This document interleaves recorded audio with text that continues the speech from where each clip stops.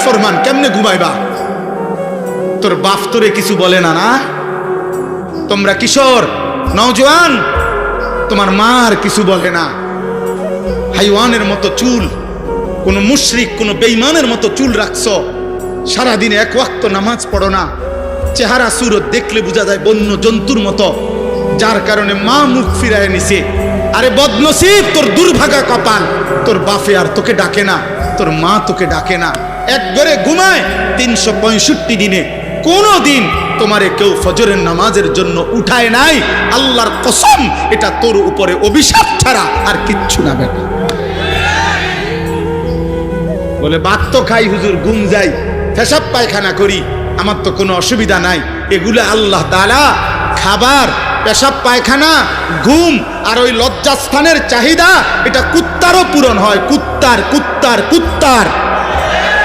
কুত্তাও খায়, কুত্তাও ঘুমায়, কুত্তাও পেশাব পায়খানা করে, কুত্তারও লজ্জাস্থানের চাহিদা পূরণ হয়, নয়তো কুকুরের বাচ্চা হয় কেমন? কি ভাবছো আব্বা? দিন রাত মোবাইলে কি দেখো?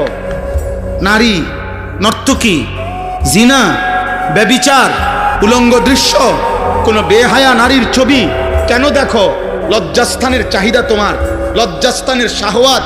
আমি যদি আমার এতগুলো মুরব্বিরে বাদ দিয়ে শুধু আপনাদের কাছে মাফ চাইয়া বলি, যুবক ভাই তোদের কাছে, তোরা পেশাবের রাস্তার কাছে হেরে গেলি।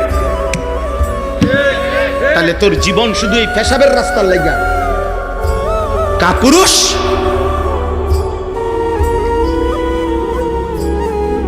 আর একটা মানুষের সৃষ্টি, এই মাথা, এই চোখ, এই চুল, এই চেহারা, এই হাত, এই নাক, এই দিল, এই দিমাগ, এই আসমান ও জমিন, এত কিছু দিয়ে আল্লাহ তাআলা সাজিয়েছেন শুধুমাত্র এই যৌন চাহিদার জন্য, এক নারীর জন্য। প্রিয় বাপ, তুমি কি করছো? বলো না নওজোয়ান, বলো কি করছো বাপ? তোমরা কি করছো? কি শুরু করছো তোমরা? সুখ মিলবে না বাপ, খোদার কসম, গুনাহ সুখ দিবে না। লাহুম আযাবুন আলীমুন ফিদ দুনিয়া ওয়াল আখিরাহ। কোরআন শরীফের সূরা নূরে 18 নম্বর পারায় স্পষ্ট আছে, আল্লাহ বলে যে সমাজ মুমিনদের, যাদের দ্বারা অশ্লীলতা, বেহায়াপনা, ফাহিশা, নারী পুরুষের অবাধ মেলামেশা, জিনা ব্যভিচারের অবাধ পরিবেশ, চরিত্রহীনতার অবাধ পরিবেশ চালু হয়, খোদার কসম